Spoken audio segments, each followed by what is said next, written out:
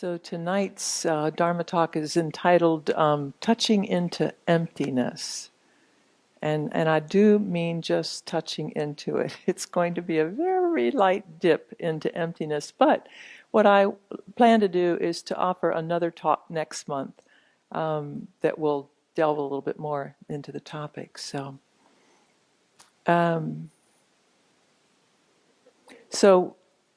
it's a topic that's a little bit difficult to teach sometimes. It has many meanings and different possibilities depending on how we look at it. So we'll look at it very lightly tonight. And I thought to start with that I would read a poem by Mary Oliver in honor of her contributions to our lives over all these years. And it does contain the word emptiness, and you can just see how this poem is for you. It's called The Gift. After the wind-bruised sea furrowed itself back into folds of blue, I found in the black rack a shell called the Neptune, tawny and white, spherical, with a tail and a tower and a dark door, and all of it no larger than my fist. It looked, you might say, very expensive.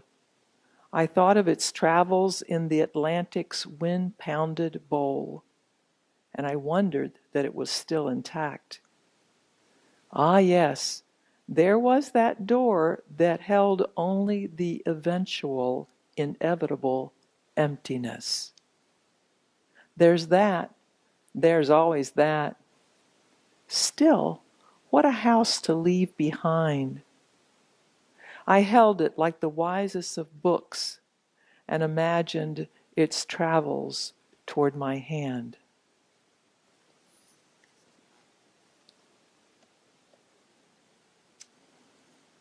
So, what is emptiness?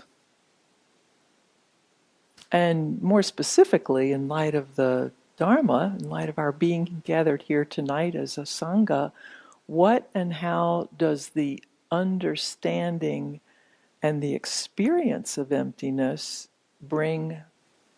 how does it bring greater freedom to this practice? So you can sort of see what resonates with you tonight and what doesn't. And as with all teaching, let that which resonates, find a bit of ground within you, and that which doesn't, just let it flow by.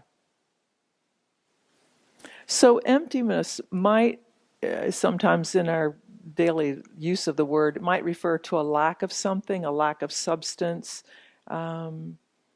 And there's a bigger meaning of this, of course, with what the 20th century physicists discovered in the last century, that there's actually a lack of solidity in matter, that there is emptiness where we all assumed there was great solidity. And this is an idea that the Buddha perceived through meditation more than 2,500 years ago. So it took modern day physicists just a little time to catch up to what he understood many years earlier. Emptiness could be understood as the quality of the mind whenever we're in touch with the present moment.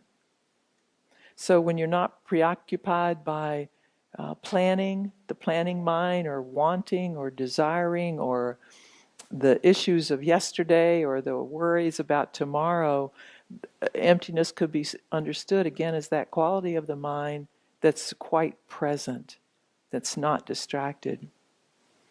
The mind is said to be empty in that it's not filled up with extraneous thinking or tangled up in narratives, often overladen with lots of strong feeling states. It's also said that an empty mind moves easily to joy and to contentment, and it's slow to react to emotions like fear and anger. So you might just play with that concept in terms of your own sense of being in any moment. To what degree is the mind empty? To what degree is it filled with lots of strong narrative? or worry or some strong mind state. And that kind of emptiness, which leads more easily to joy and slow to react to fear, for example, that's what we might call abiding in emptiness. And so one question we ask about this word is, what is understood as empty and what is it empty of? Because it doesn't, in this sense, it does not mean vacancy or nothingness. That's not the translation of the word emptiness in this context. So it might be helpful to look at the word emptiness because, as with many nouns that are derived from adjectives, it doesn't mean something that exists independently as an object on its own. So emptiness is the quality of something being empty, like a jar or a field or the sky. Emptiness here is seen as a characteristic or property of things that appear in the world. So it's the quality of being empty. So if I'm holding, I use this as an example, if I were holding this and I dumped out all the water, and I would say to you, is this empty? And you would say, well, no, not right now, it's full of water. But if I pour it out and I ask you again, you'll say, yes, it's empty. But empty of what? It's empty of the water. It's not empty of air. So emptiness as a quality of an object, a characteristic or a property of anything.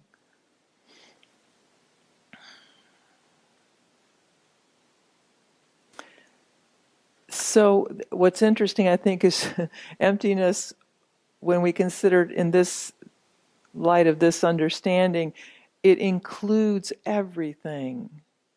Emptiness, including you and me, as not being truly solid or substantial.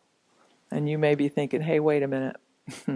That goes against all fundamental assumptions we have about ourselves, that notion of solidity, of like, isn't this real? Me here, you there. But then we remember what we've read or heard or experienced or understood about ourselves. And we remember impermanence. Oh yeah, things are never the same moment to moment to moment. Even on a cellular level, we're changing moment to moment. So there's the truth of impermanence, which is really easy to forget. There's this notion, I think, that many of us have, that we want to hold on to stuff, things, people, because it offers some sense of security, some way of knowing, some sense of safety, perhaps.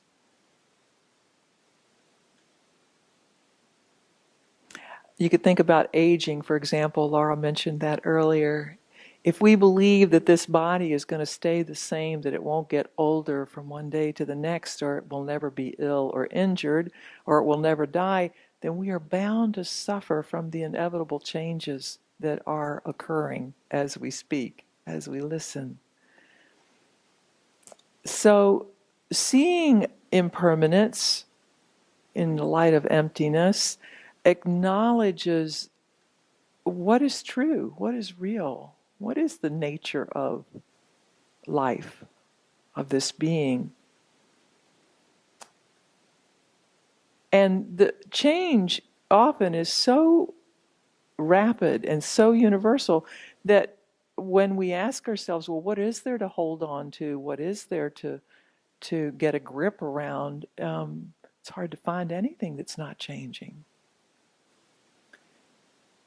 Except perhaps a memory. You can have a fleeting memory of something that was. And yet, living in these bodies that are aimed at survival, this mind-body is aimed at taking care of ourselves. There is a kind of relative existence, a kind of relative solidity, if you will. In other words, we need to pay attention when we walk out of this building and cross the street, make sure there's not a car coming, because this relative body is solid enough to be hit by a vehicle. So that we do need to pay attention on a relative level. And we can also see how the mind keeps tumbling forward in an attempt to sort of take care of ourselves in that relative way. And that's a good thing. And then we remember maybe another concept that we've heard with regard to our understanding of Buddhism, and that is that we begin again, that every moment is an opportunity to start over. Or to remember that there is impermanence, acknowledge that, and acknowledge also that we're never going to get it all right. We're never going to be completely done. Time rolls onward. There is always, always another moment. The mind is a little bit like somebody compared it to an active volcano. It's going to erupt. It's going to spew lava. There's going to be lots of heat. And what happens after a volcano erupts? What happens to the lava? It solidifies. It grows hard. And that often tends to happen with our own experience. We have an experience of something, and the result is that we solidify our conclusion about that experience or that narrative into something pretty solid. And we forget that it's not really like that. Sometimes what happens is our minds get narrowed down into a tiny little way of seeing. The blinders are really close. And one of the things we do is we create a really strong sense of me and a really strong sense of you.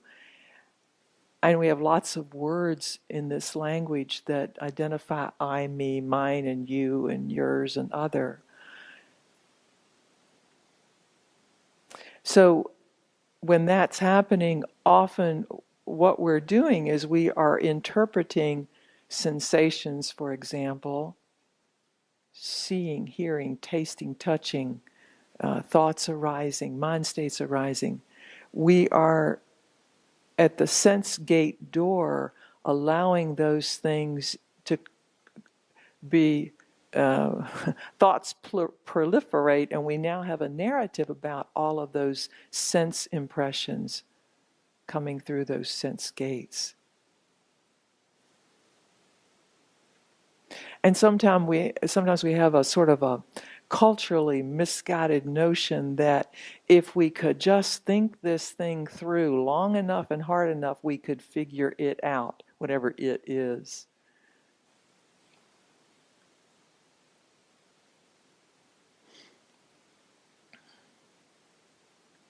And we create the object that's out there through the lens of our own perception, which is sometimes kind of limited. And I'll give you some examples. If we talk about the sense organ of the eye and how we see, how vision occurs, there's the way in which we human beings see, how we take in the data that enters.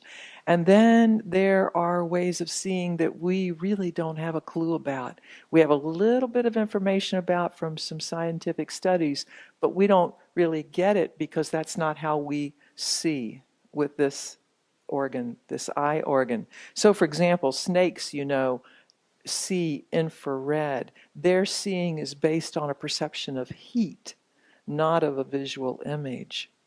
Frogs see through movement. They can be surrounded by insects, but if those insects are in perfect stillness, chances are they won't be eaten. It is only when they move that the frog sees that insect has food available. Wax moths can hear the highest known sound frequency.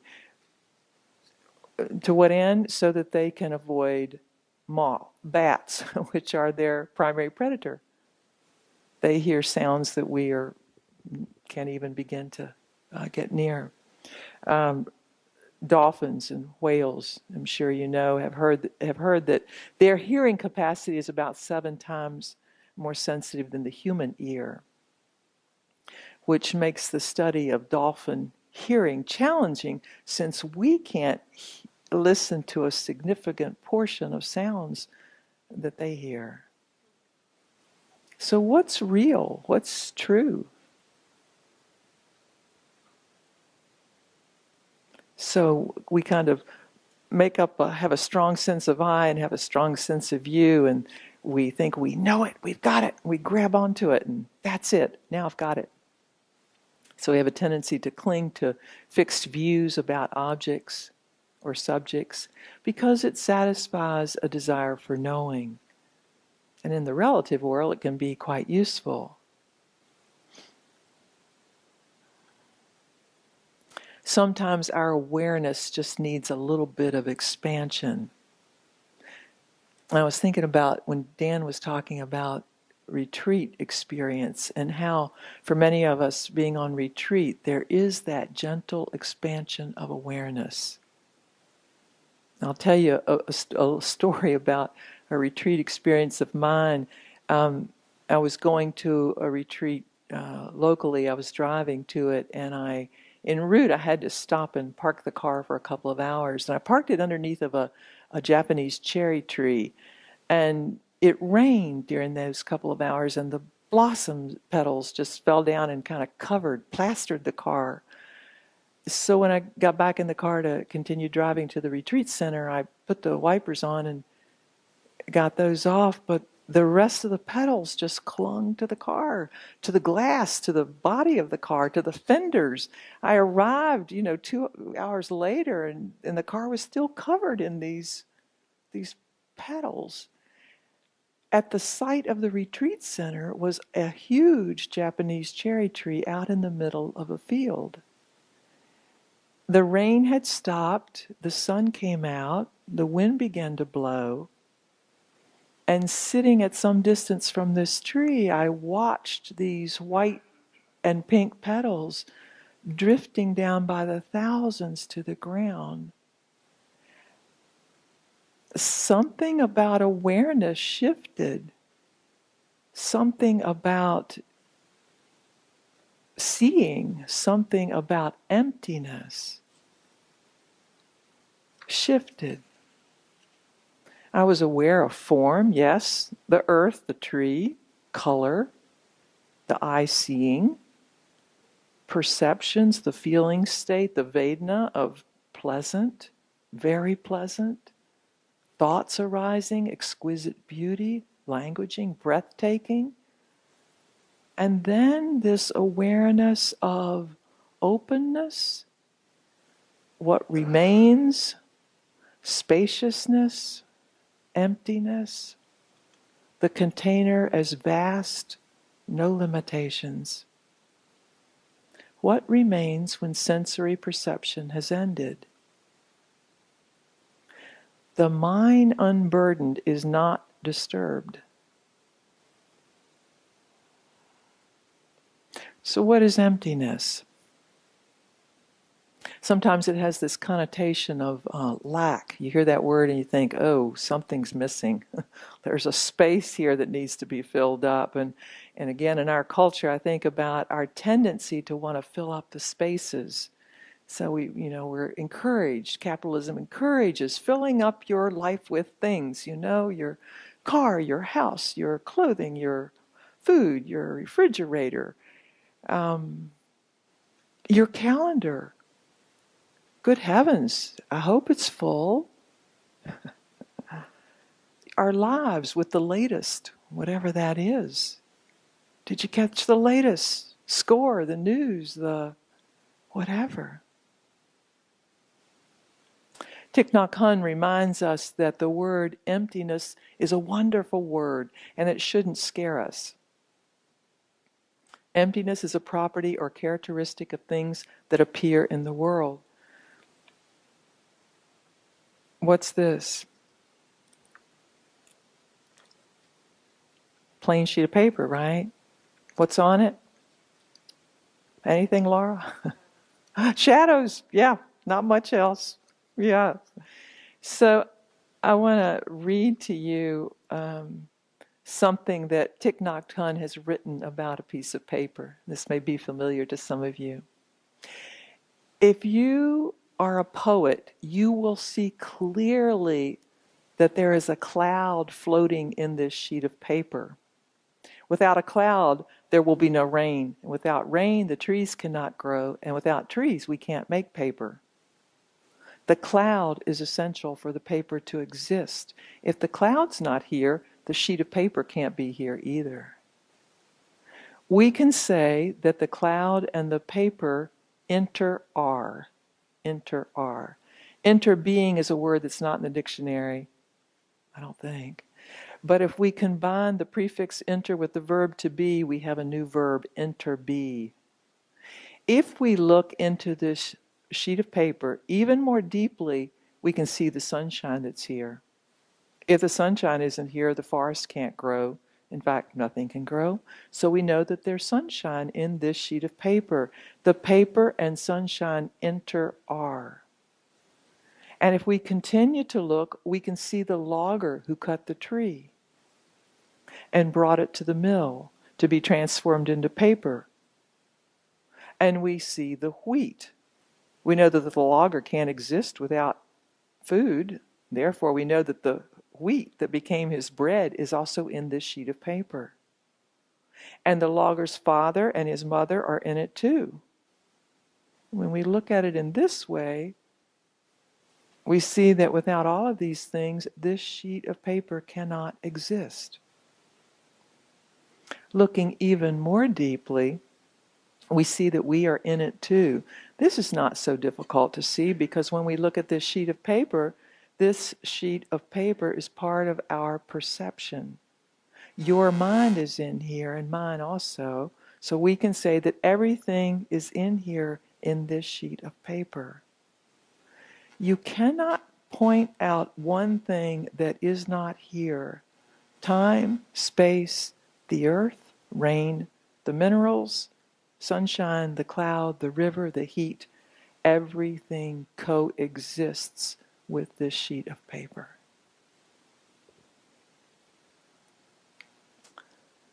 Emptiness, nothing we see or hear or are stands alone. Everything is a tentative expression of one seamless, ever-changing landscape.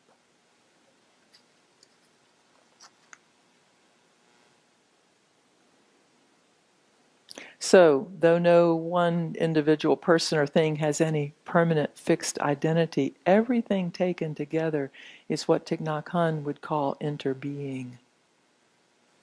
And this term embraces the positive aspect of emptiness as it is lived and acted out by a person of wisdom. And with this sense of connection, compassion, kindness, love.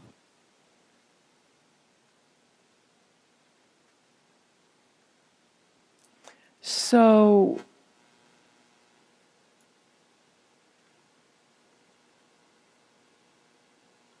let's just do a little exercise right now to look into this a little bit with a practice. So, settling back in your chair, making yourselves comfortable.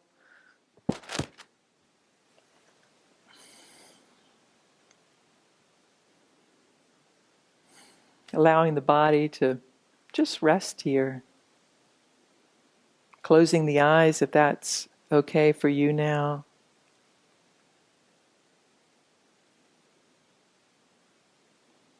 And aware of what is coming through the sense gates, what the sensations are in the body particularly.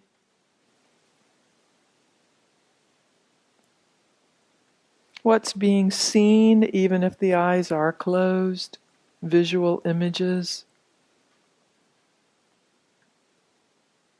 What's heard.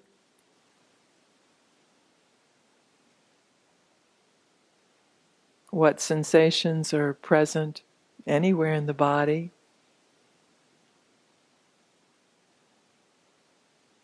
What feeling states are here. And thoughts arising. Oh, I should have, I didn't, I wish.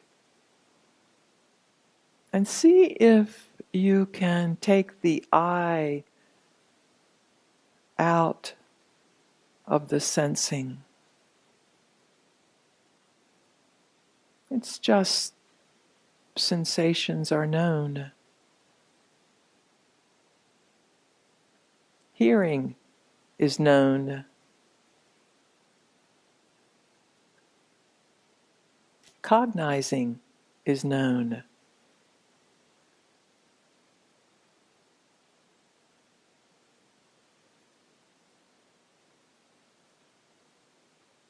Notice what it's like to release the I.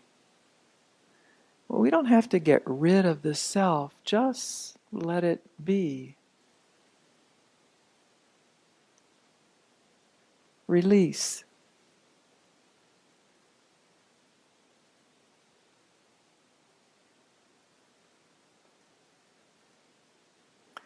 And keep looking at contact when a sensation arises or a thought arises. You might notice when grasping occurs, a new self, new little self being created. And see if you can return to just allowing it to be here.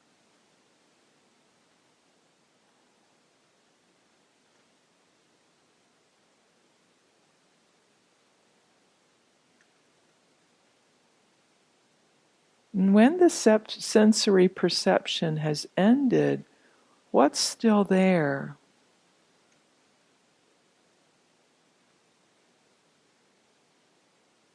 What remains undisturbed?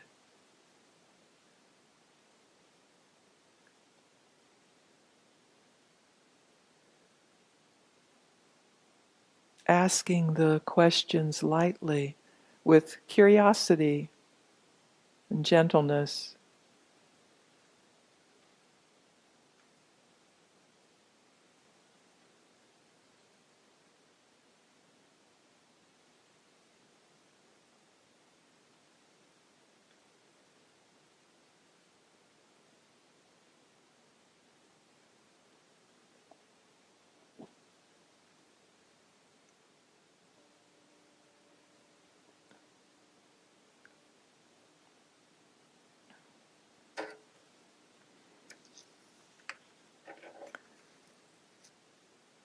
So, just noticing what your experience was, and perhaps in light of how to practice with this concept, just noticing when we tend to grab onto something, when we identify with a sensation or a feeling state.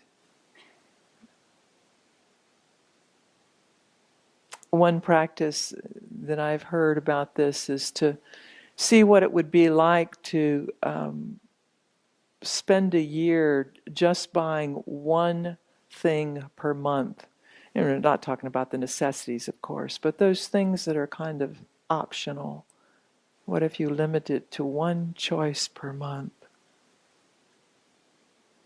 Other ways that you might practice with this is to notice when a thought arises and see if you can drop it before it gets to the end or before the story rambles on for 4 paragraphs. What would it be like to kind of just drop it? Drop the story or the sentence. When you notice that the mind is a little bit fixated on right or wrong, or, my opinion and your opinion, see if you can drop that for the moment. What if there weren't right and wrong here? Can you drop the history or the stories or the attributes of the other. One way to practice with this is if you have a pet, anybody got a pet, cat, dog in your household? You could imagine each time you greet them the way they greet you like they don't know your history and what you happened to you today and your story and your narrative and your whatever. I mean, they may have a sense of your mood state, yes, but they're willing to pretty much greet you unconditionally with high regard. So what would it be like to greet the one you live with or the one you see at work regularly with fresh eyes, without that layer of history?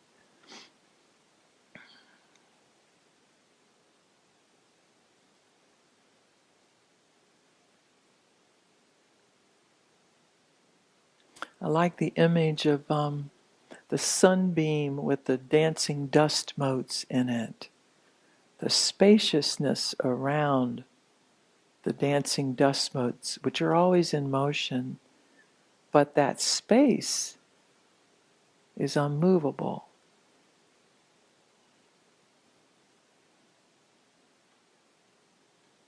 So I'll close tonight's talk with a little bit of a self-compassion practice. It's very short, which is another way to cultivate emptiness. These words for us: be gentle with yourself.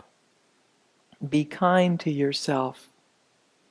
You may not be perfect, but you're all you've got to work with. The process of becoming who you will be begins first with the total acceptance of who you are, what is true now. Thank you for being here, for your practice.